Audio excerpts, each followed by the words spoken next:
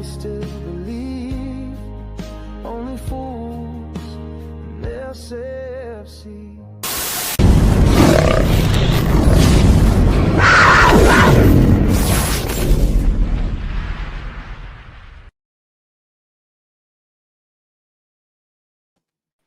Hello everyone, welcome to Midweek Mackems. I'm joined by Conrad, Michael Bowers and Del Boy Santa for some reason. So we'll go to you first, Wayne. How are you doing, Wayne? I've come prepared. I've got my bed gear on, so come 10 o'clock, I'll see you later. Grumpy Grandad's here. Is that a dressing gown? It's not an actual... It's a dressing gown. It's that only Phil's one. Oh. I mean, at least he's committing to the name now. At least he's committing to the part. Exactly. That should have been the 10 o'clock change when you were ready for bed. Just come prepared. I've come prepared. Of course, joined by Conrad, my co-host on Black Cats TV. How are you doing, Conrad? I'm all right, yes. Strange day, but I'm looking forward to talking about Sunderland for the next 3 hours. Excellent. I've got everything prepared. I've got 4 hours worth of snacks just in case we go over. Yeah. And Michael Bowers, how are you doing, sir? I am not doing... Son, I like that. That makes me feel very young. I'm not doing too bad. I'm just going to be keeping looking. I've got the championship on in the background because I like to still watch that division, but I just hope we're not there next year. But I'm not doing too bad. Are you doing all right? You're going to say we're going to be in Europe anyway, so it doesn't matter. And it must be the accent because I said sir, not son, but never mind. Well, sir, I'll take that. That's even better. I'll take that. Makes me feel very informative, very, very official. And now you're awake, Wayne. How are you doing? I'm very well. I'm long day at work, like I say. I've been up nice and early, but looking forward to this all day. As always, the best time of the week. Even better when we've got another 3 points at the weekend. So onwards and upwards, how's everybody else doing? All good? Just trying to get slightly more smug this week. Just slightly. We'll see. Aye. For those of you who don't know, we've got the group chat together, and Mike's ego's going through the roof. So yeah, but we're quite glad it is, to be fair, because it means we're still seventh, so it's fine. That's it. Or join fourth, Mike. Is it seventh or join fourth? You can look at Well, yeah, true. Or you could say 2 points off second. One of the lot. 2 points off second, yeah. In the chat, we had John Swinney. Good morning, all. Just watching Chelsea reserves against 10-man Ajax. Must be worried about us resting their superstars. Jimmy Paddy says today's stream brought to you by Horlicks. Excellent. Nice and easy 0-0 Chelsea if we play 5 at the back. We'll get onto that. We'll get you way ahead of us now. Our very own Emma's in there. Evening, lads. Just listening tonight as driving home, so can't comment. Have a good one. Except you managed to type all that while you're driving. Yeah. I was going to say, it's funny that she says she can't drive when she's commenting, except for that comment which has been read out. The car's upside down as we speak. And you know that Harry Potter Ford Anglia where Harry and Ron just drive at the Hogwarts? Yeah, that's I imagine just Emma's just doing that, driving up and down the country in midair, and then it's got its own auto boost. Which so many tangents, and we've only been going 4 minutes. But do people expect any different at this point from us? Yeah. It reminded me to make sure I note the time this time, so I don't have to listen to it again afterwards. I think there's been enough episodes for people to know what we're like. So there you go. Not Brett May says hi. James Bowen says evening all. Michael Bowers is also in the chat saying hello. That's helpful. Twilight Zone, he's here as well. Jimmy Horlicks is not just for old people, but it is now. 3 hours. SJ is celebrating our 3 hour stream tonight. SJ, you're bored, SJ. Evening, lads and fellow viewers, says John Boy. We'll get through some more comments after. I love Enzo Lafee, says Jimmy. There we go. We'll get through some more comments. Welcome to all of you, and thank you for joining us. So we will start, of course, Wolves. It has to be, it's great. Happy. Everyone's happy. We won. Right. Next we're doing, I'm trying to get through for Wayne. So next we're going to Chelsea. It was Mint. Next. I'll go in order today. So Conrad's next to me. So I'll go you first, Conrad. First half, I thought it was quite impressive. The first half, I literally saw the extended highlights, so I'm landing on you guys for this because I was in a signal black hole in the middle of Wales. So yeah, I think it took you till Sunday to realise we'd won. yeah. When I shouted I nearly made the missus swerve off the road. But yeah, I watched the extended highlights, and it looked like a really good first half. What was your thoughts on the first half there? Yeah, I thought the first half was all right. It was probably pretty good in terms of how we sort of controlled Wolves. Didn't really give them much chances apart from a quick counter attack once or twice. We had the ball in the back of the net twice, but obviously Isidore was offside. Nordi, doing his best little 1-2 with Hume as well. Hume probably should have had it wrapped up with a free header as well in that first half, but there was some sloppy passing, I thought, mainly from our midfielders in that first half. I went over and spoke to Wayne at half-time, and we were both saying about how, this is probably the worst sort of display so far we've seen from Xhaka. Yet he's still good, but he's just getting caught on the ball a bit, or some of his passes were a bit wayward. But it was the same with Rig was doing it as well. At one point, he was sprinting back, stopping a counter-attack. The next minute, he was passing it straight over the defender's head to the striker, and it was like, what are you doing? Just like, can we all calm down? It just that's honestly how it felt. That first half was good. We just needed to take it down a level in terms of how quickly we were trying to move, because the Wolves weren't putting on any pressure in the first half. At least I felt. Second half they switched it up a bit, and you didn't notice us making mistakes that much. But yeah. I mean, there was quite a few attacks and stuff like that, even from like Nordi at the back, and so many close opportunities in that first half. Ballard's free header as well. Sorry, went straight down Johnson's throat. Yeah, straight into the keeper. Yeah, that was unfortunate. What did you make of the first half, Wayne? Pretty much the same there. Pretty much the same as Conrad. I see. We were really sloppy. I thought there was loads of times where we were trying to play in the wrong places. Lafia, guilty of trying to be doing clever tricks and flicks in the wrong places, losing the ball. Just to touch on there on Rig, brilliant graft-wise, but just sloppy on the ball and giving stupid balls away. And against better opposition, you get punished for them type of things. But we got away with it, thankfully. But I was disappointed with Wolves. I thought even though they had decent possession, they didn't create an out at all. And like Conrad's been saying there, if we could have took a bit more care in the first half, we could have easily been out of sight. It's a great goal was scored. A hell of a goal was scored. Really well worked. But Trey Hume should have scored. Really should have scored. And with a bit more quality in the final third, the game could have been done at half time. But as Sunderland is Sunderland, it's not normally the case. We always mark it half for ourselves. But all in all, I think we just edged the first half. Some good, decent performances. And like Conrad just saying there, probably Xhaka's worst performance for us. But he's still got that kind of aura about him where he's dictating play and telling people where to be, even though his passing was slightly off. But because he did have a screamer of a shot as well. He did, and it was gunning as well. By the way, it was travelling. I'm surprised that lad stood back up after he headed it clear. I thought he took his head off. Honestly, I think I'll allow them that kind of off performance. All the international break they've had, all the travelling they've done might have had an effect on the lads. But happy to get at half time 1-0 for sure. Yeah, Michael. The first half from you, and of course, Adingra and Masuka were benched after the United game, probably expectingly so. Do you mean Masuaku?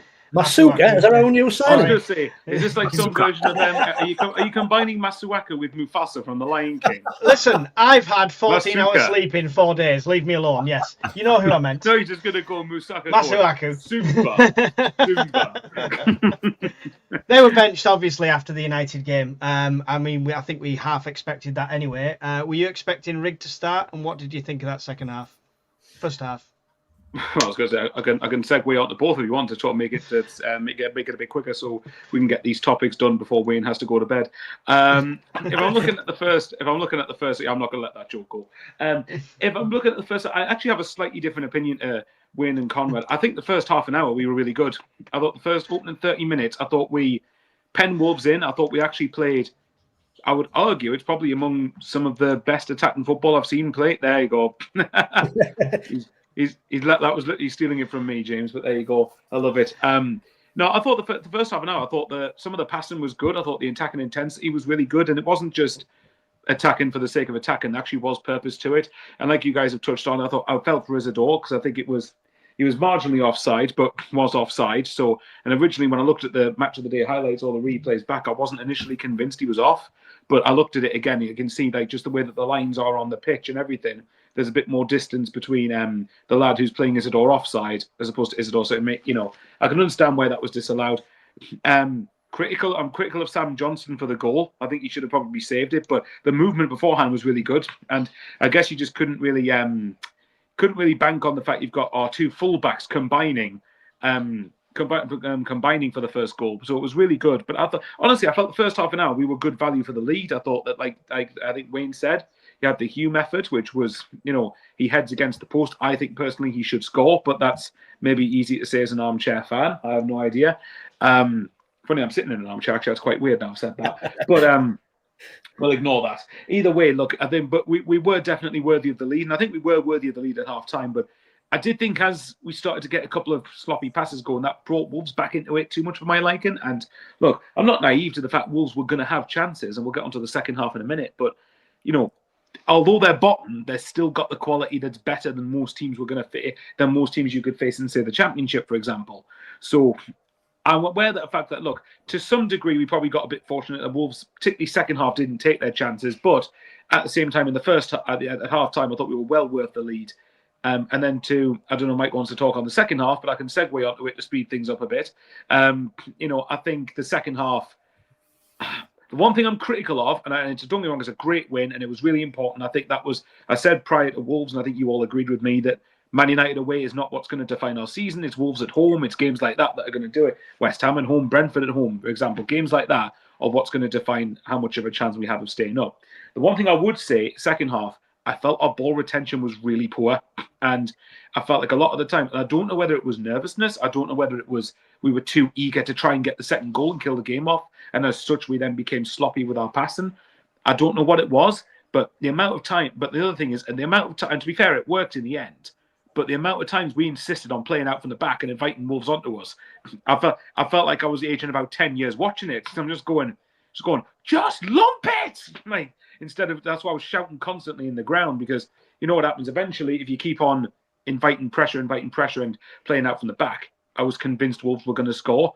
But having said that, probably the reason we did it was to invite Wolves on, because they had to chase the game, and then be on the transition. We can outnumber them in their own third.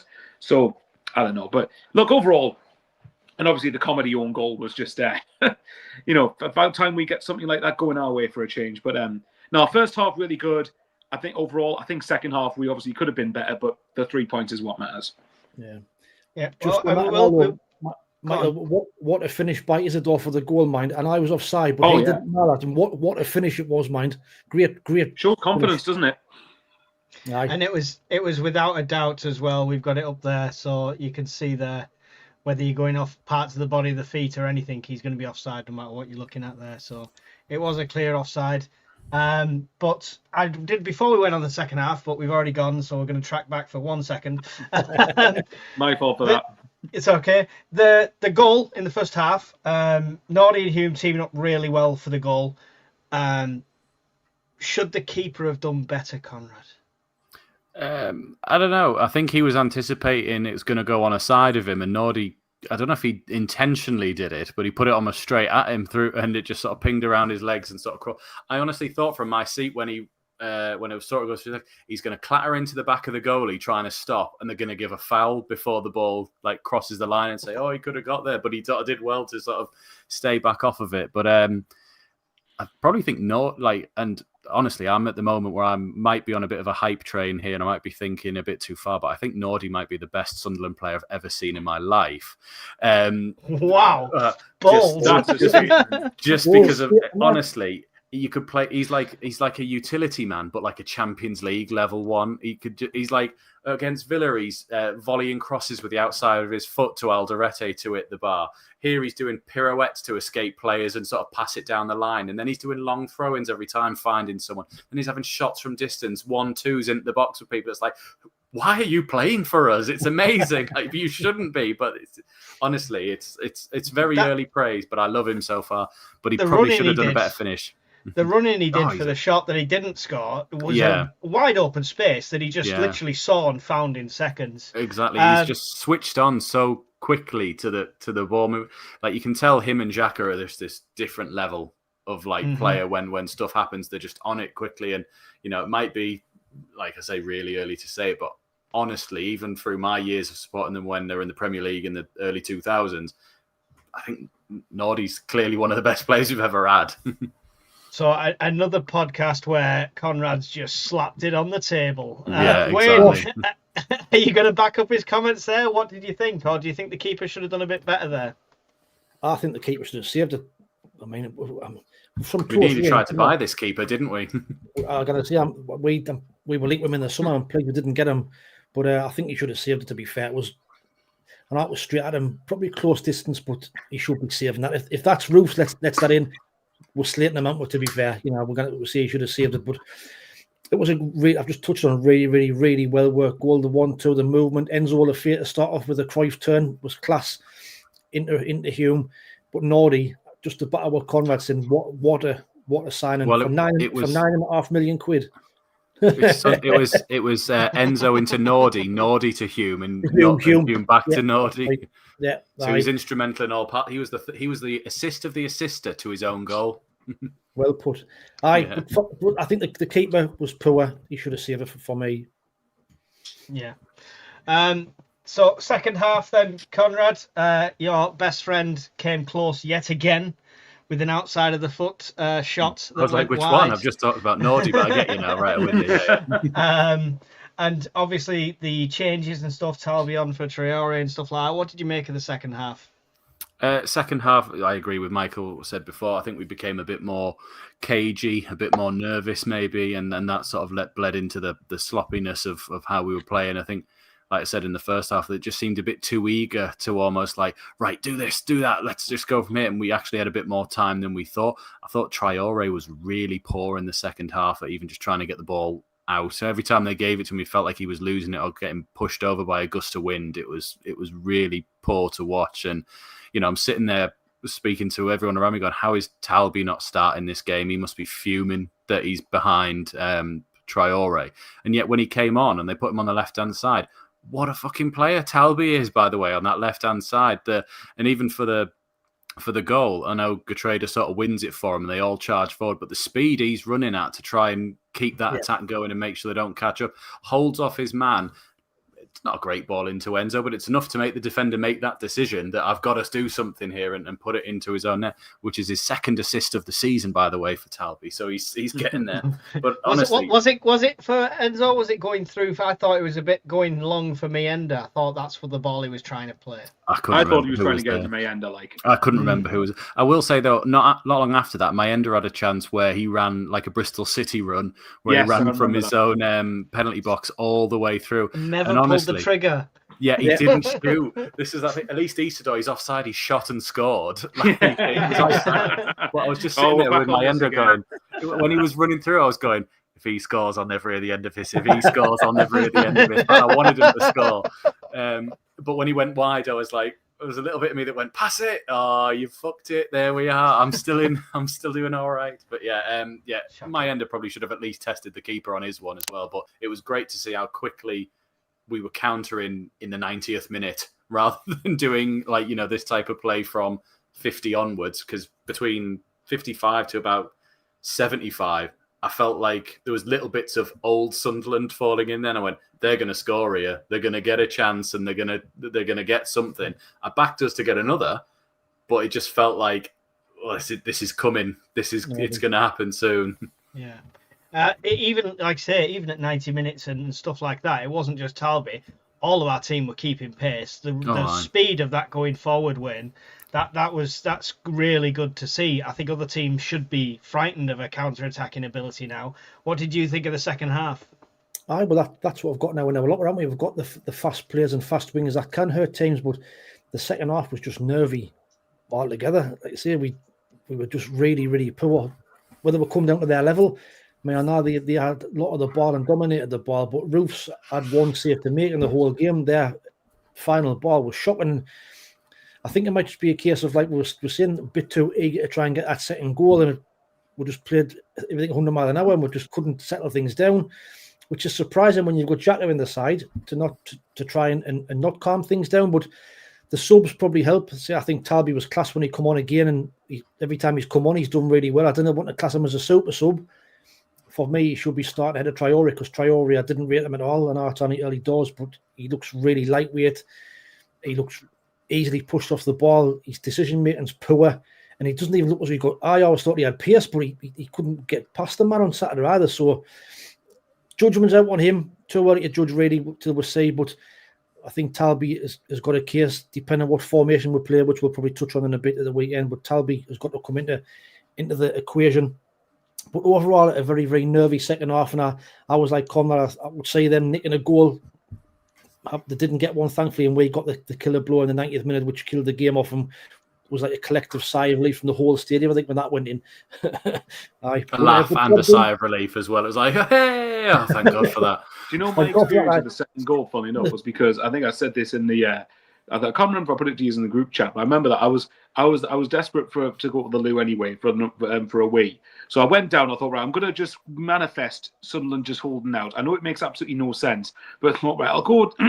I did it against Villa and it worked, so we got a 1-1 draw. So I thought, right, okay, that was as good as a win. So I'll try it again and I'll go into the toilet because I was too stressed, obviously. And it's because of how I felt this game was going to be massive for our season. Who are you manifesting in a toilet? Your imagination, Conrad, your imagination, mate.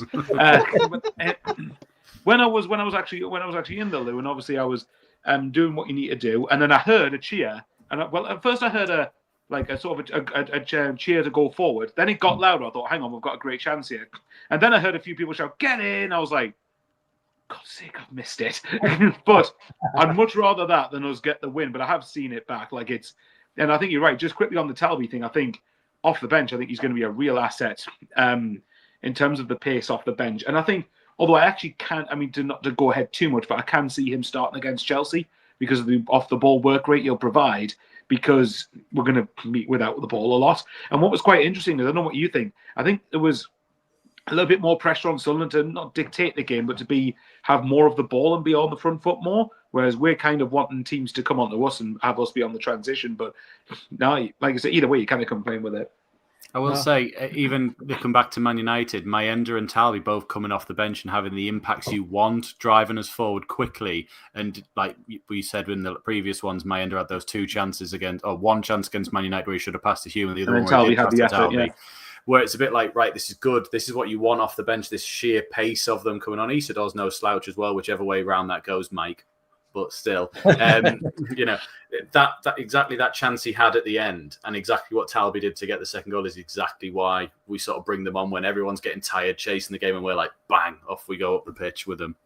That's an issue of depth, though, isn't it? Because if you're looking at like Leeds, for example, and Wayne will know this and will probably know better than me because obviously he does content with the Leeds fan. But like I said, the consensus from their end seemed to be that they've done really well in the midfield and defence, but attack they're quite light, and that's what I'm thinking. We've got a little bit. Well, obviously during AFCON we won't, but over the regular season, unless they get injured, we've got better depth probably, and that's what will probably give us in better stead of finishing at least above Leeds, even if we both go down. But spoiler, I don't think we will go down. When are you doing the next show with that Leeds fan, Wayne? It's every Tuesday. Can you ask him on the next one? Does he still back 9 out of 11 Leeds players in a combined 11? Well, even last night when I did the show last night, he still thinks that their forward line, when everybody's fit, is better than ours. But they're kind of the opposite to us. They're battering teams, but not scoring. I think there was somebody in the chat last night said Dominic Calvert-Lewin's got an XG of 7.8, but scored. He's got 1 goal this season. That just says it all. They're the opposite. We are not dominating teams, but we are getting goals from all over the pitch, which they are not. So it's a bit of a mixture for them. I mean, I still think we'll both be all right, but I think for Saturday's game, though, I think that was a typical game where in years gone by would have conceded in that game and would have probably drew the game. That result was massive for us at the weekend to win that game, especially off the back of Man United. You lose against Wolves, you then got to Chelsea. It could have been 3 defeats on the spin, and that is massive. It's a massive win, and I'm so pleased that we dug it out and ground it out and got that second goal and got it over the line because it was a proper nervy second half. Well, we've bounced back from every defeat now as well. We've lost and we've won the next game immediately, which is great. The thing I'd like to just add on to what Wayne said, if you look at it from a psychological point of view as well, though, say we lost against Wolves, so the gap would have been, I think it's 6 points, wouldn't it? Yeah. And then say, for example, this weekend, is it unforeseeable that Wolves, for example, because Wolves have got Burnley at Molineux. I still personally think Wolves will win that game because they have to. So say Wolves, I don't think it's inconceivable that Wolves then would have beaten Burnley and we lose to Chelsea and then all of a sudden the gap's 3 points. Whereas now, even if Wolves, like I said, I do still expect. If Wolves don't beat Burnley, they're in real trouble for me. But if I they think do it'll be a beat draw. Sorry? I really do. I think they'll draw them too. That would be the best outcome, really, because I think Wolves will still pick up more points than Burnley, weirdly, over the season, because I still don't think Burnley will ultimately have enough. But the point is, even if say worst case scenario, Wolves won and we lost, the gap's still 9 points to Wolves. That in itself is massive, because if you can keep yourself well above Wolves, for example, then all you got to do West is finish. Ham. Well, yeah, that is true. But I know they lost on Monday night, but I still have a suspicion Nuno might get them out of it. But I don't know. It depends. Maybe the atmosphere is not good at West Ham at the moment, is it? So come back to Sunderland. Come back to topic. Right, Let's get back to Sunderland. To make it back relevant to Sunderland is, if say you wanted to stay upright, if Wolves continue to be crap, if they continue down the route they're going down over the course of the whole season, then the best thing the minimum we've got to do is finish above the other two promoted clubs. You don't have to finish above anyone else established, unless, of course, other teams fancy having a spell in the Championship next season. Well, we're finishing 6th, so it doesn't matter. Yeah, no worries. Before we go off this, I did want to mention, so we mentioned quickly Roof's, but it was 2 great saves that he made in that second half, which makes it a 2-2 draw. He's an absolute game changer of a keeper. I mean, it's starting to become my favourite signing. I know you've got different opinions, Conrad, but he's up there. He's got to be completely up there. Absolutely. I think it's just because of how much I see Nordi doing jobs that he shouldn't be doing, like all over the pitch. And like he was on the left-hand side with Enzo and then doing a 1-2 in the box and scoring. And then he was on the left wing as well for that assist to Alderete off the bar. And you're like, why are you here? And yet when they still counter, he's still back in his position. And do you know what I mean? For the ones who are listening on Spotify, Jimmy, put it on again. Jimmy's put Bowers has gone to man fist again. So just in case. Yeah. Roofs has got to be up there. He's second, just because. I mean, those, like you say, those 2 saves, he could have easily just gone, I haven't been bothered today, and switch off. But no, he was straight on that one in the 60th minute and then towards the end as well. Isn't he the highest rated keeper in the Premier League so far, based on ratings? Yeah, and he's got the most points on fantasy football of any keeper. Yeah. Excellent. Good to see. Let me get through some comments because I've not gone to them for ages, and then we'll get on to your individual topics and stuff. Actually, no, we'll do a man of the match first, but then we'll get on to that. Rieger's now at his peak learning phase in the Prem next to Xhaka, and so mistakes are going to happen often, but he's playing well enough. SJ says, considering there's teams playing each other at the bottom, we could see the Chelsea game as a free hit. We're not going to get anything anywhere, in my opinion. Meh. He's Champions League. He's a Champions League Luke 09, is Nordi, according to James Bowens. I like that comparison. One. Tim the Minion, bargain of the century. Mukiele cost less than Tori Andre Flo. I like. We need to do a feature of this player cost less than, because we've also got Mukiele cost less than Jack Rodman. All right, I'll tell you what. Then here's another one. I saw a West Ham fan put this. I think where it was Sunderland spent less on. I think it was less than half on Mukiele and Alderete combined than they spent on Max Kilman. And Fulkrug, was it Fulkrug and all? That's the name that mentioned today. Didn't someone say our entire back line was assembled for like less than 30 million? Well, what was it like? Roos was like, what was it, 9 million? Then you're talking Hume was like a couple of $100,000 in League One. Then Ballard was like Ballard was 2 million, and then Alderete and Michele both 10 million each. 10 or 11. Yeah, exactly. Yeah, so Reynolds would have obviously cost him wages, but in terms of a fee, So just goes to show it's just about the level of recruitment. Bargain hunting galore. Tam says, as a keeper, you're covering the near post, the far post. You've picked either one, and you're going to struggle with the space between your legs. It deflects from the inside of your boot, hiding nothing. As a keeper, I would say you should never be beaten on the near post. It's always shameful. Shameful. You should never be beaten by your bollocks. Exactly. As I'm getting older, that's becoming easier. Painful, but easier. Talby is miles better than the left than Adingra. I think we can agree at the moment. Definitely. And we've got a couple of comments on Chelsea, so I will leave that till we get onto it. Sorry I can't get to all your comments. Please, if you've got a question, stick it in capsules, something like that. Does Bowers need to close his curtains, nosy neighbours? There we go. The dogs will be Neighbours covering leading that. right The in. dogs That was will be the dog. covering that gap, I can assure you. Right, so who wants to go first? Who wants to do a bit first? Well, I have one for last week that Stephen Hensel put in, which I've sort of tried to get onto. It might not be necessarily a long one. Sorry, time check, 30. Just so I know. Got 29 minutes and 10 seconds. Yeah. So he asked last week about how, and I'm going to try and do it justice here for you, Stephen.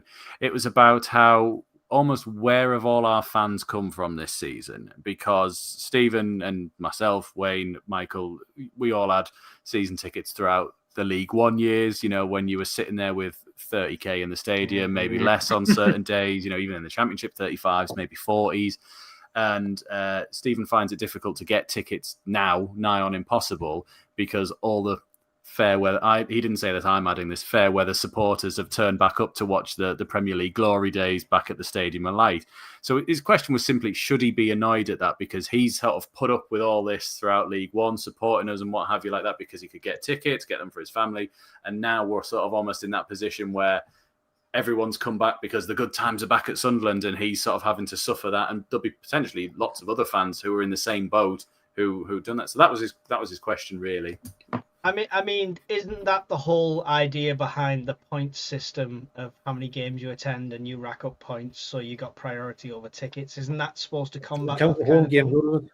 Doesn't count for home game. That's just away for your Black Cats points and that. Yeah. I mean, that's a difficult one, isn't it? I mean, has the fans that he normally I'm guessing he must have been buying tickets in a certain area to sit with all his mates. I'm guessing has all them tickets been bought by season ticket holders? I didn't know. Well, I mean, I'm almost an example of it, because I had a season ticket all the way through League One, but when we got promoted against Wickham, I gave it up because I just had my son. So I was a bit like, all right, I won't be as free anymore. So I've done that. But obviously then when the Premier League hit, I was like, actually, I really want to go back and see us now. And so I'm almost in that boat of I've done it as well, if you know what I mean. But I did stick it out through League One, as Michael and Wayne will attest to. I was there, through the whole thing. I missed the Championship, basically. I skipped a division and then sort of went around that way. But it was you've got to give Conrad that, to be fair, though. He misses the Championship years, but he sticks it through, losing at home to Doncaster and, losing and then getting battered 6-0 at Bolton and then, losing 5-1 at Rotherham. So, or even struggling to beat Gillingham until the 96th minute. And Luna clearly agrees with me. Yeah. So it was just an interesting one, because I thought I agree. I can see where he comes from in terms of his, like, I can't get these tickets anymore. Like, but where were these fans when we were down in the dumps and we were needing money for Donald to spend on somebody else that we didn't need and stuff like that there, and they were scraping money off of us left, right, and centre. And now that he actually goes, oh, this is great, we're back in it.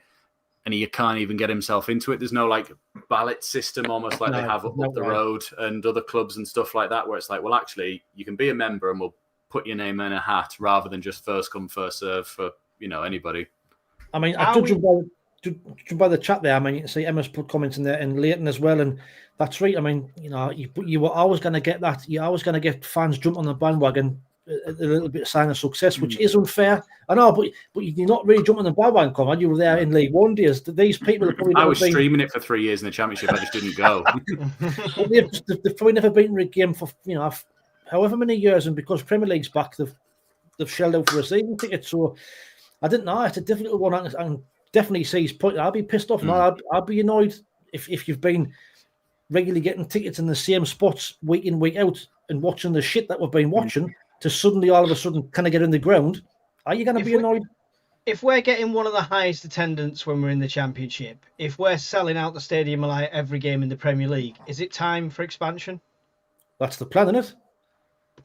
That's why they're trying to stop that housing thing across the road, just because they've got plans for expansion to build on. So they're trying to block the housing estate planned for across the road.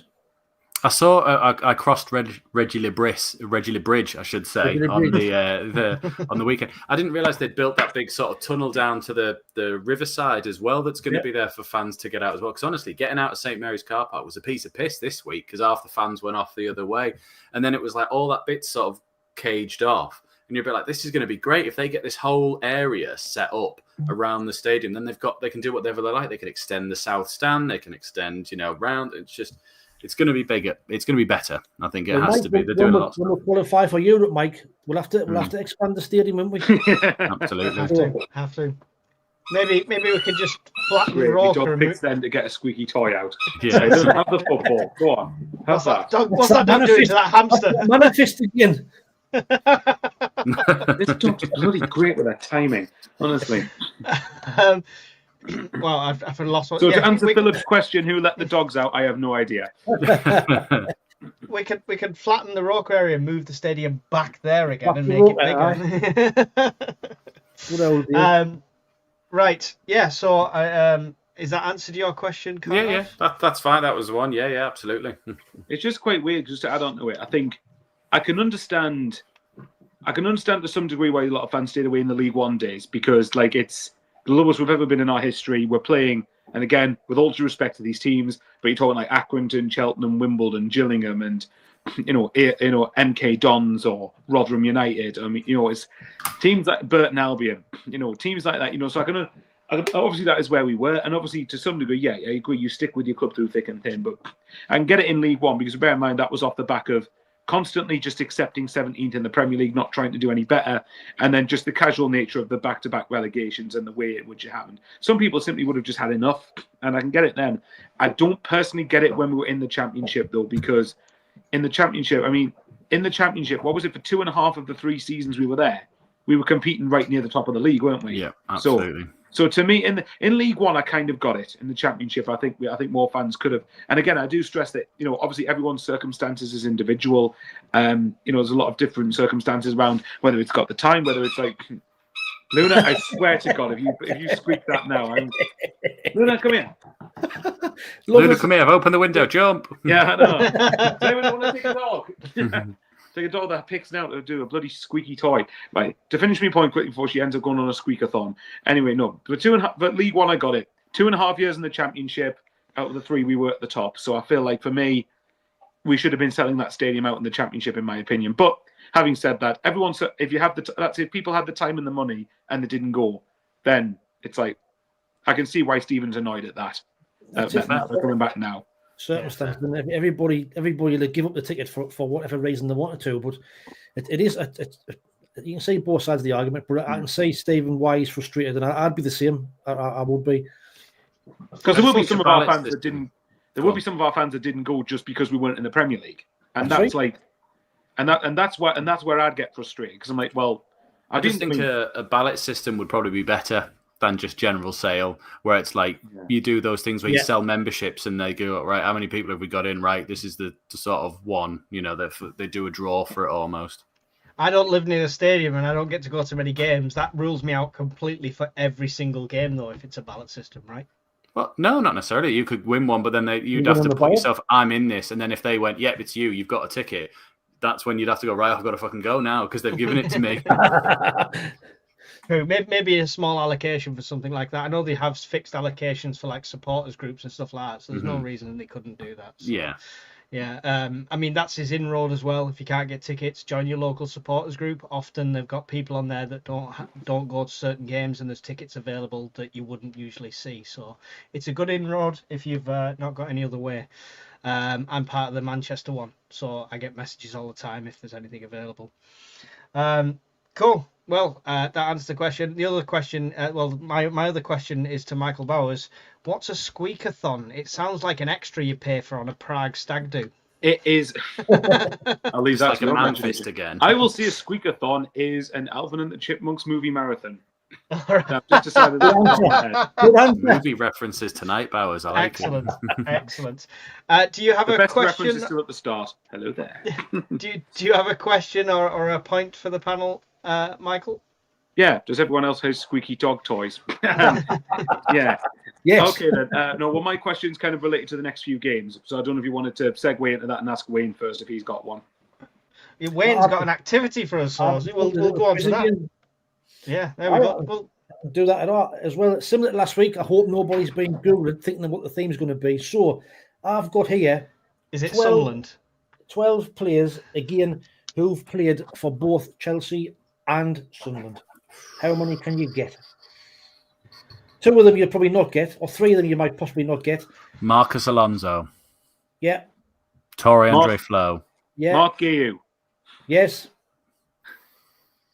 Well, hang on. So was it 12 players who played for both Chelsea and Sunderland? Okay, so who have we got so far? We've Marcus got Flo, Alonso, and Giu. Barini? Hang on. Yeah. So Barini, Alonso, Giu, and Giu. Patrick Van Aanholt?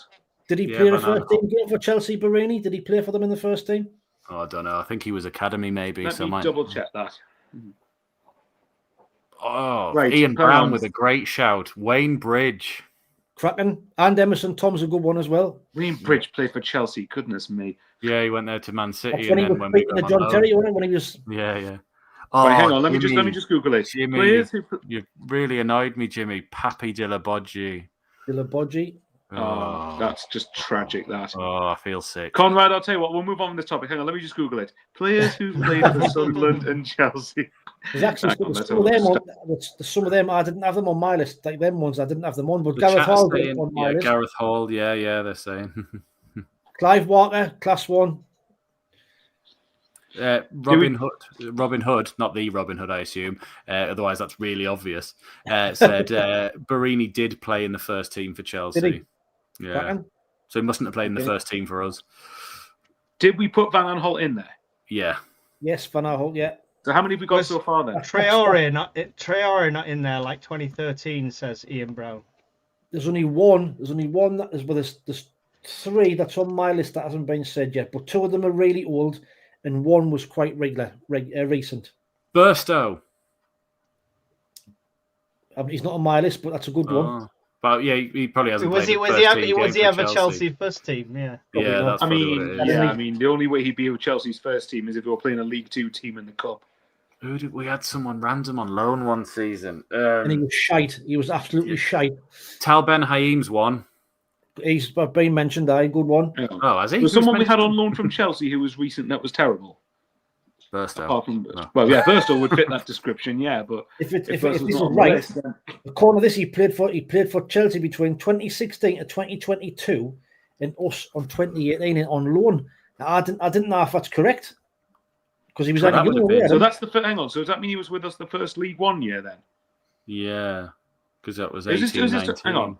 We didn't loan him from Chelsea, did we? It's not Jerome Sinclair, is it? No.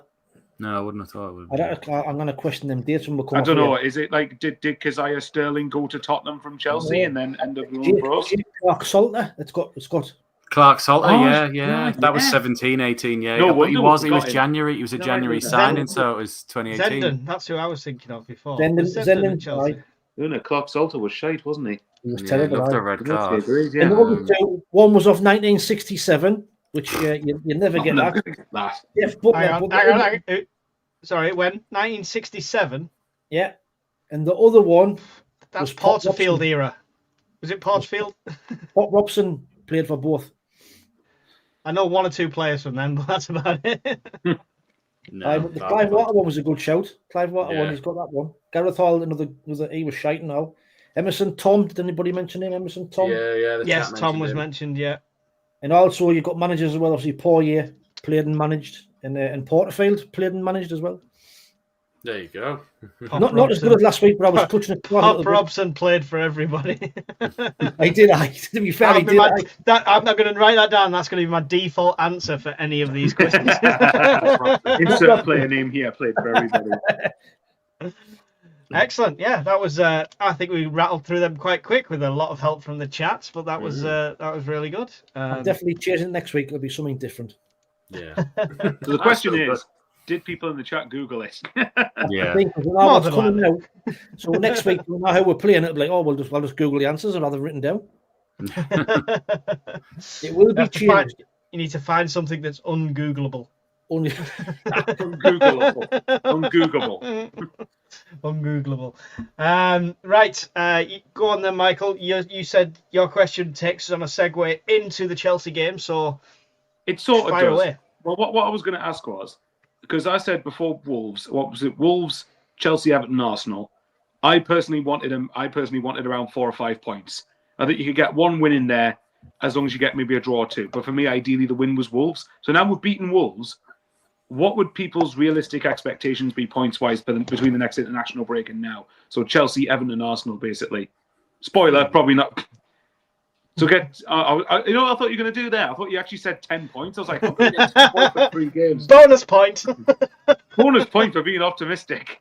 To be fair, that's a difficult 3 games, isn't it? Chelsea's a one. I think if we get the setup right, we could frustrate them. I watched Chelsea against Forest. Was it Forest that played at the weekend? There was, and they give the ball away 3 or 4 times at the back in really bad areas. And a decent thing. Forest should have been 4-0 up at half time. The battered in the first half, and there could have been a different game. So Chelsea, I've put us down for a 1-1 draw against that. Arsenal, the way they're playing, I can't see us getting anything against them. No. Is Everton the other one in it? I think we could get something against Everton. I think Everton. I'd probably gone 4 points out of 9, which would be an absolutely fantastic return against them 3. Okay, Conrad, what do you think? I'm sitting there thinking it's going to be 2 or 3. I think we'll either win 1 and lose 2, or we'll get 2 draws out of it. I think Arsenal we're going to frustrate them. I think, you know what, that when Arsenal get points when they almost feel like they shouldn't, like the Newcastle fans went, oh, well, they came and they did this and they did that and they're frustrated and it was dark arts. I almost think we're going to throw that back at them at the game. I'm not saying we're going to be good enough to sort of live with their set pieces, their corners, their long throw-ins, and things like that, because they're on a different level to every other team in the Premier League when it comes to those. I think Chelsea, haven't they got like 6 players on a suspension already on red cards or something? They seem to get a red card every game. Well, Palmer's not playing. They've got seven players out for this fixture, including injuries and red cards, and it's Fofana, Colwell's not playing. Esergo, Colwell, Palmer, Bashir, Gusto. I'm glad Palmer's not playing, by the way. I think he's a real player. Fernandes is touching goal now, isn't he? Is Fernandes touching goal? Exactly. I think we're going to go there set up to frustrate. I wouldn't be surprised if we set up how we did against Palace or Forest against them and just sort of like try and hit them early and then just see how we sort of make do with it, play a bit more possession based than sort of and counter attack than we have done previous games. I don't think we go to Man like we did against Man United and think we can try and beat them. I think we're sensible enough to go, right, it's game management in this one and how we do it. Almost like a bit like last season with Coventry Cities. But I'm not saying I don't think we can get anything from Chelsea. I think they're there to be got at. In the terms of the games they've lost this season, it's actually been against the lesser sides. So I would almost sit there and go, if we could go there and get a point, I'd be over the fucking moon. But if we manage to somehow sneak a win, which I think we're more than capable of doing, then that'd be even better.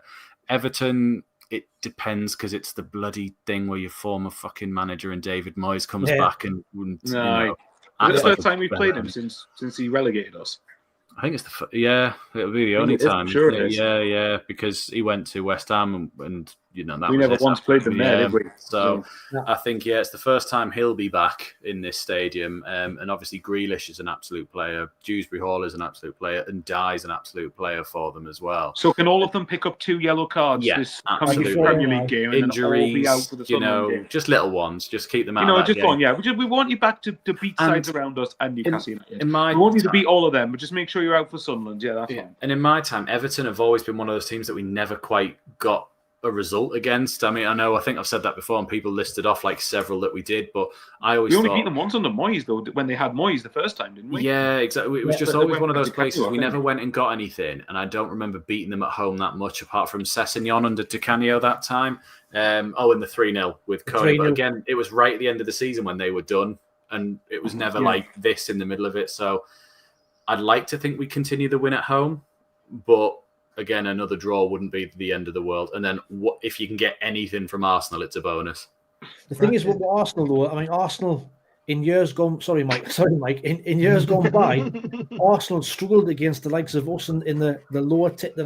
They always seem to struggle against the lower sides. They will get draws and get beat. But this Arsenal team look a lot different this season. I think that they're going to be really, really challenging for the league this season. I think it's going to be a great game to watch that Saturday about like how we actually set up, because obviously Man United was away.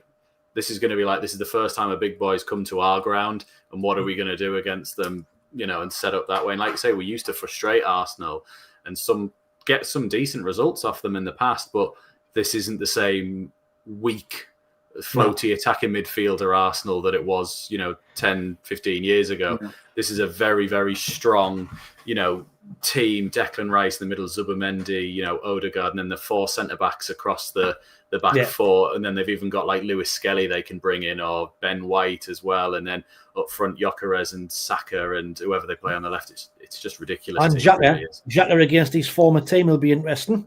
Yeah, absolutely. I honestly think if they just stick Rice on Xhaka the whole game, we're going to be in for a rough day like that one. If they do some research, because don't forget, Arteta did play with Xhaka and got rid of him after a year or two, wasn't it? The thing is, as well, Arsenal have got the right blend. You're not allowed to speak, Mike, by the way. Yeah, no, we're just going to keep you going. We don't want to hear 9 points. Mike's going to go, right, we'll beat Chelsea 3-0, we'll beat Everton 5-0, and then Arsenal will you've all had your speculation. Would you now like me to tell you what is going to happen? And I'll see Mike quickly. If we get 2 or 3 points, I'll be over the moon with that in the next 3. There you go. Same. Go on then, Mike. Right. Realistically, I'm saying, guys. Right, go on. Hang on 1 second. I just need to adjust something. There we go. Right. I knew he was going to do that. Right. So as I was saying, guys. Okay, assholes, lollies. You know what? Go on, Wayne, do it. Not allowed. That's what you get. That's what you get. Right. Realistically, I'm saying 7 points is my realistic one. My optimism is 9 points. I will explain. Calm down. Please do. I'm down a time to clip that for the future. The 1 point is Chelsea because it's away and it's Chelsea. But I'm not writing us off to a loss because of how many players they've got out. Because we're going to have Reynildo back. I think we'll go defensive with a back 5, and I think it could be a draw for that one. Everton, I would have your same reservations if it wasn't at Fortress of Light. All right? Because it's at the Fortress of Light, and I want to see Moyes cry. We're going to beat Everton. That's going to be a comfortable win. Arsenal is the first time Xhaka's going to get a winning goal. So it's fate, and it's going to happen. Written in the stars. Written in the stars. You heard it here first. Write them all down. There you That's go. 52 minutes, 58 seconds, Conrad. Get a clip of that. Wait, let me just write this down. Idiot clip.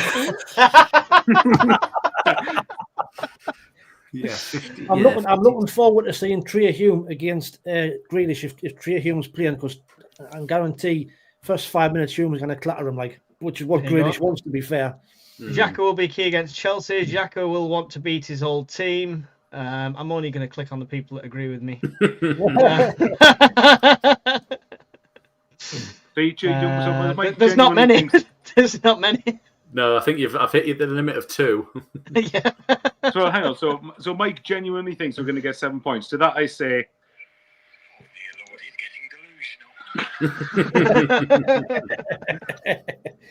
listen, I'm just telling you how it is. Hey, Mike, be the smuggest bastard ever in a few weeks if you end up being right.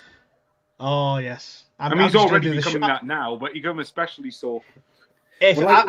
After them 3 results, when it comes to just before the Fulham game, this midweek Mackems might be me on his own, because these 3 probably won't want to. like Leighton's just said there, Leighton's made a great point there, that the win against Wolves at the weekend has now took the pressure off going into Chelsea and thinking you've got to go and get a result. Mm-hmm. The pressure's now off for me going into that game, and it is. I didn't like using the word free hit, but you're going there without any pressure. You're expected to get beat. It's a game where you're not expected to get out. If you do pick up a point, it's a bonus point, or a win. It's a bonus 3 points. It's a game they will take us for granted as well. I think they will take it for granted as well. That's the thing with that. If we're going to throw it out there for Chelsea as well, though. Chelsea have just played tonight in the Champions League as well. But I think for me, I view Chelsea and Arsenal as free hits. I think Everton would be disappointed to get beat, if I'm honest. I think we could realistically. I'm not expecting to beat Everton, but I could see us getting a point against Everton. But even if you got 1 draw and you got 2 narrow losses or something just to keep goal difference in a healthy position, that's not a bad shape either, because Leighton's made a very good point. If I had to ask you before Wolves, out of the next 4 games, which one is the most crucial to win, it's Wolves, and we've done that. Exactly. Yeah. Conrad put something on before. Was it this one? Newly promoted Sunderland have 4 Premier League wins already, which is as many as Ipswich managed the whole of last season, and twice as many as Southampton had. If they carry on at the rate of 1.75 points per game, they'll end up with 66 points, which sounds about right for my sixth place prediction. Fits in perfectly. Can I say, I saw one today that said since May 2024, so not May, just on the one before, Southampton have played 47 games and won 4. Wow. Yeah, I saw that. That's carried on in the championship. With Will still, and he's not exactly setting the world like there, is he, Mr. Still? Exactly. Yeah. Some comments on the Chelsea from before. Chelsea also got 5 red cards in the last 6 games, so let's not count ourselves out just yet. The point is, we could end up playing a 10-man Chelsea the way their record's going. We just need our players to frustrate them a bit. So we say if we get good results in the next 3, we're going to go like this. Yeah, definitely. Renew the passports. Renew the passports. Well, I would have played I was going to play the Champions League theme, but copyright, so I can't. So yeah. Also, Ronaldo is available for the Chelsea match. So that's a good question. Do you guys play Ronaldo on Saturday? I think so. Right. Well, somebody's mentioned there Hugh Mukiele, Ballard, Alderete, and Ronaldo. That's what I'd go with as a back 5. That's the way I would set up. 100%. I would. The only difference possibly is to put Gertrude at right back, but I think Hume will play. I think Gertrude has looked good every time he's come on. He looks decent, looks a calm player, looks experienced. But I think Hume will probably switch to right back and Ryan Neal will come straight back in. And that back 5, we have to hammer a back 5, I think, on Saturday. I think we've got to have a chance of getting anything. We need to get a back 5, yeah. Yeah. I actually think Talby will start as well. I think Talby will start this game as well. Because this was a question as well, can we go around the table with this? Does Hume lose his place? Obviously, Wayne thinks he'll still play. Conrad? I think he'll still play, but I think Gertrude's breathing right down his neck, ready to sort of step in at a moment's notice for him. Mm-hmm. I wouldn't be if Gertrude started though at right wing back or right back. I wouldn't be against it either. You know, even if you just want to say, "Oh, we just rested Hume because we thought Everton was more of his game," you know, something like that. Yeah. Yeah, I'd say I think it will be the back 5 that I think is SJ put it in the chat earlier. I think it'll be that. I think it'll be Hume right wing back, Ronaldo left wing back, and then Alderete, Ballard, Mukiele at centre backs. I think the one who'll drop out is probably Rig. I think we'll probably have Siddiqui and Xhaka in the midfield. So you could almost have like a 3-4-3 when we've got the ball, and like a 5-3 or 5-2, 5-4-1 when we haven't got it. Yeah, 5-2-3. Yeah, you could say that. So, and I think it'll probably be.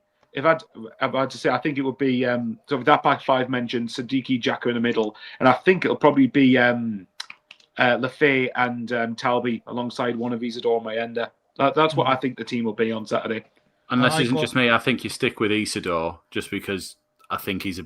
Yeah, I'd probably go with and at the end, towards the 60 minutes onwards, if we're starting to count. Even with a 6.3 rating, you would still stick with Isidore. Yes, I know, but the last 2 games, we've struggled to get Isidore in the game. It doesn't matter. You could have had Mayenda or Robbie up there. It'd been the same thing. Isidore did score.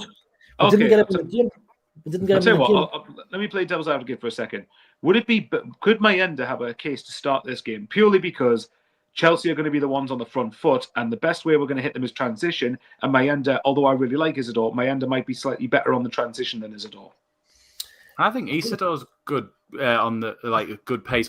He's the fastest one out of the 2 of them anyway. When we've seen that at Hull when he broke through for it there, I think he's clearly got the goal scoring bit between his teeth this season anyway. Stop laughing, Michael. I'm making fantastic points. No, I was going to say no. The reason I was laughing is I was expecting Mike to go. You said Isidore against Hull. I say Mayenda against Bristol City. Yeah, I thought that was fantastic of him, and I think that's exactly the point that Mike's been trying to make about Isidore coming off the bench. Is the point I try and make about Mayenda coming off the bench, that when we've got something where we're being penned in, he's better than Isidore at getting us out. And also, I think Isidore, as I always mention, his defensive contributions when he dropped back and helped are really underrated. He really helps us out. I think on Saturday we're going to have somebody to hold the ball up, because if we're going to be under the cosh, chances are we're going to be playing long balls up to whoever's up front. And I think Isidore will probably hold the ball up better than Mayenda anyway, to try and bring people to allow the full-backs to bomb on a little bit. Broby might be that. You're right. Just mute himself. Sorry, Wayne, go on.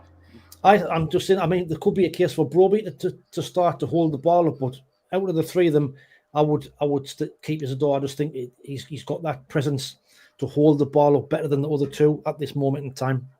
But remember, what a conversation this is to have, though, apart from, Aye. if we don't play Isidore, then we've got, like, Will Grigg up front in the Premier League.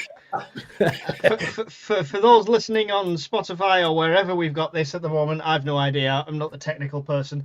That gong was for Wayne's bedtime alarm, just so we're aware. 10 Yes. We're now pressed. We're now Time to pressed go. for time.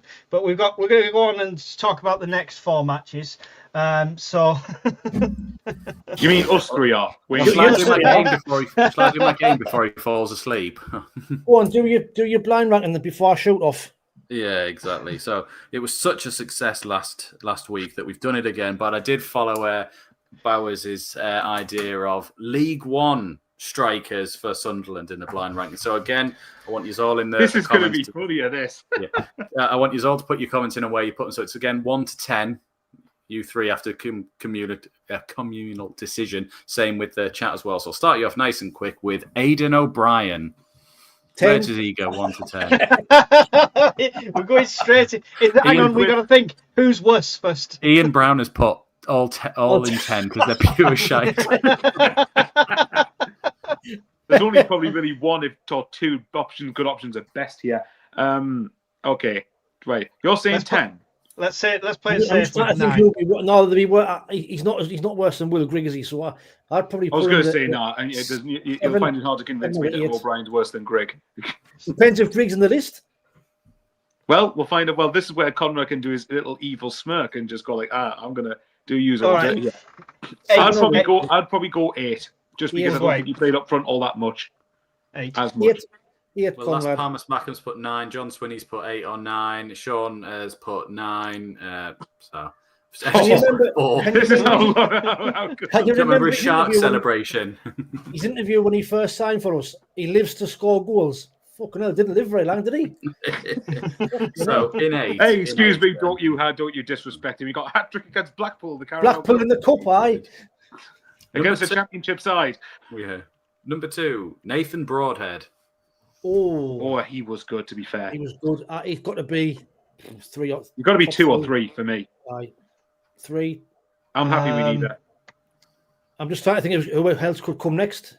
There's easily one striker that I can think of if he's in the list that'll be above him. But Yeah, I can think of 2. Can I just say 3 above him. I'm going to go say 4. There was 12 strikers in total. So there's 2 notable omissions. Oh, 4. I'd say 3. I'd Personally. say a 3 as well. Oh, yeah, I'm 4. outvoted then. I'm Chat outvoted. saying 3, 6, 2, 4, 4, 4. Can I just say the only thing I was gutted about with him is that we didn't sign him, so I couldn't call him Broadband and use the Dave the Rave clip. Okay. I'm devastated we didn't get him permanently. Got to go with the consensus of 3 between these two. So there we go. Okay. Gary Hoyle put 9. So, Oh, 3. Okay. So number 3, Danny Graham. 10. Oh no, he was shocking mine, Danny Graham. He was really bad. There's some really bad ones. It's got to be 9 or 10 for me. 9. Yeah, I'll go 9. Well, you've got to save the 10 spot just in case. Yes. we Quite were good at passionately, and then this last obviously week. It's the risk you take, and if Will Grigg's not in this list, then so be it. 0. 0. That means he was the best. Yeah. 9, 8, 8, 9, 9, 7, 9, yeah. 7, Sean 15. 50. John's in his own game. 15 out of 15 in a 12-horse race. Right. Number 4, Kyle Lafferty. 4. Oh, Kyle. Oh. I don't know. I liked his brace against Gillingham. That was the only thing he did. Yeah, when we actually played him up front before 7. COVID. Yeah. Aye. That was when Phil Parkinson wasn't in love with Charlie White. What numbers have we taken up here? I need to write these down. You've taken up number 3, 8, and 9. 6 or I'd say 7 then, probably. 7. Actually, I don't know. 6. 5 or 6. John's put 8, but you can't have 8. It's gone. 6. A few 6s are coming in. Mal of Sunderland says 6. probably. FJ says 6.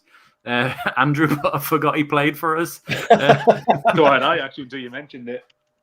Few 7s It coming was in. really good on that season of Championship Manager. I'm just going to throw that out there. Oh, well, that's. Can't have 8, Tony. It's already gone. Aye.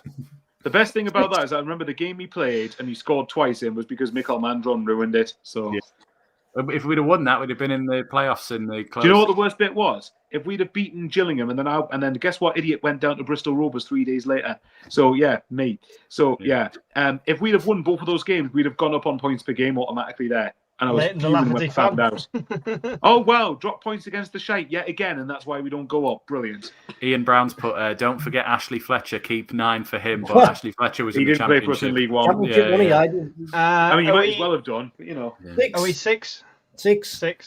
Okay, cool. Kyle Lafferty. Right, my phone's gone off with the other one on. Let's have a look just while I write that one down. Number 5, Mark McNulty.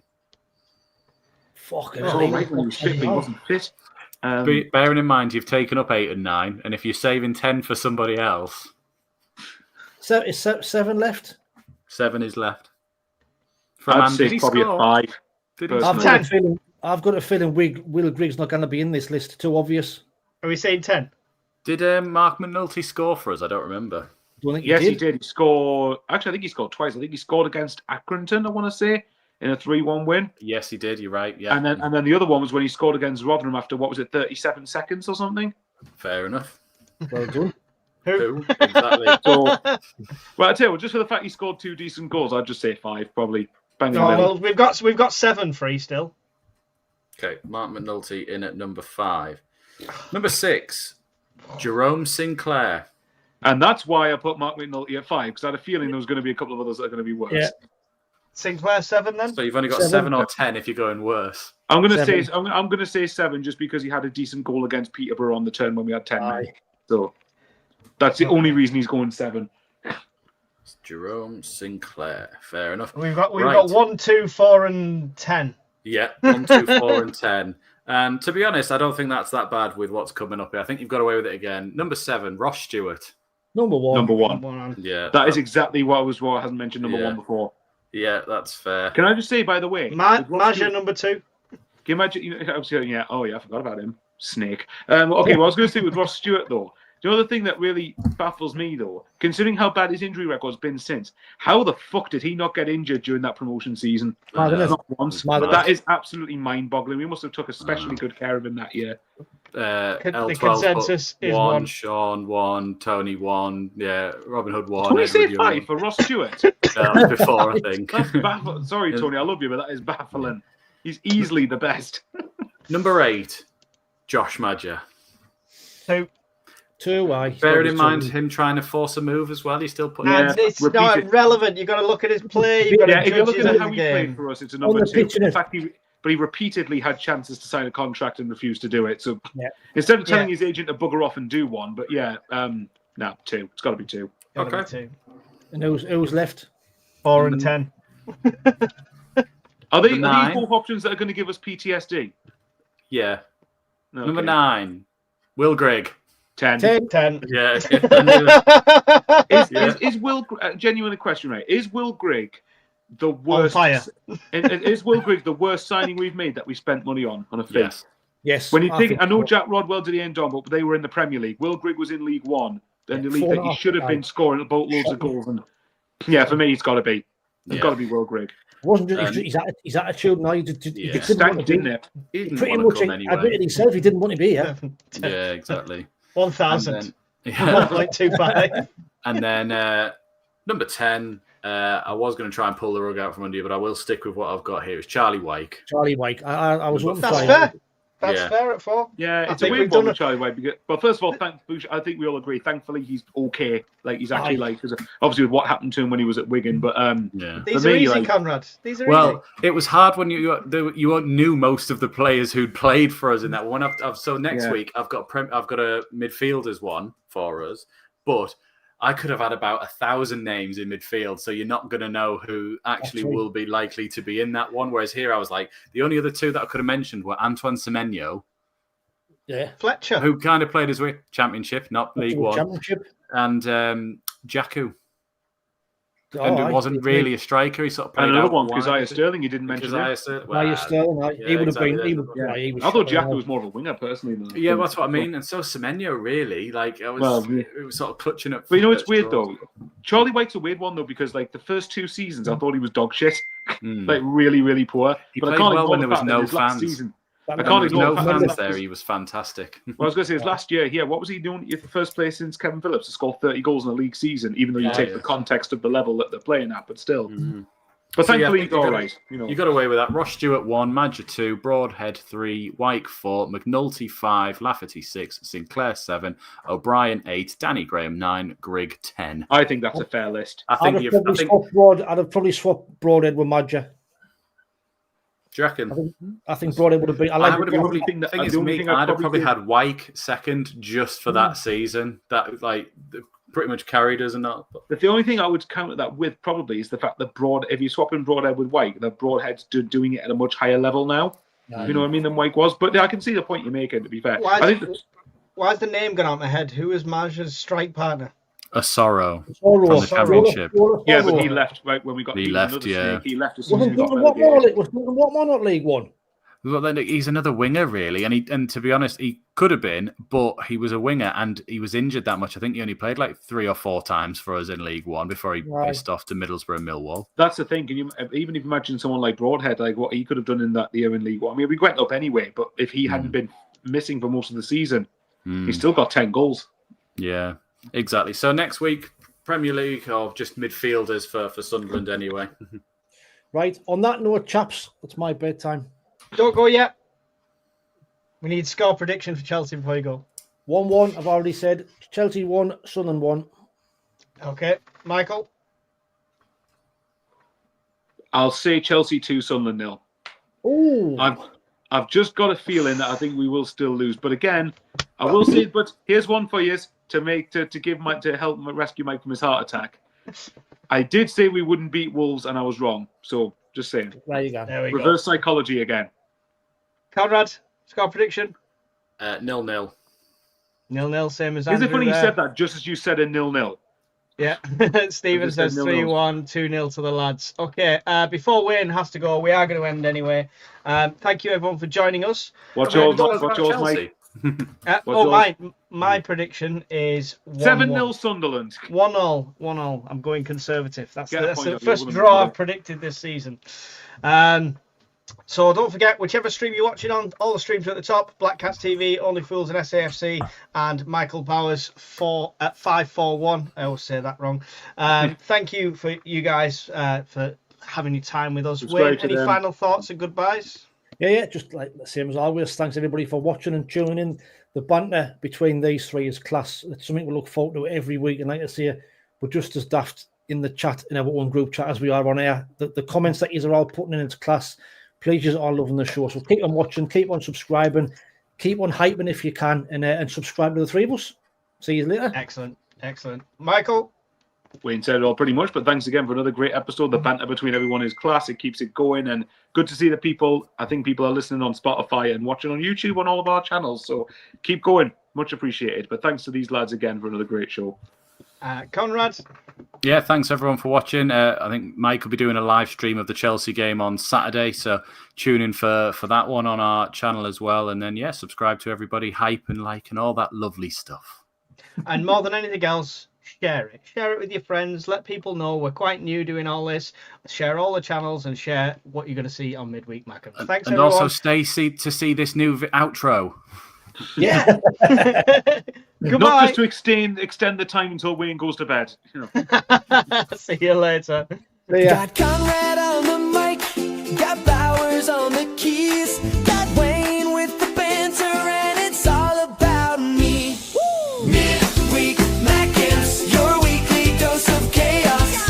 Midweek Mackems, we're back to take the crown. I know it's hard to get along with the league being so strong, but don't you worry now, just sit back and listen to the song. Midweek Mackems, your weekly dose of chaos. Midweek Mackems, we're back to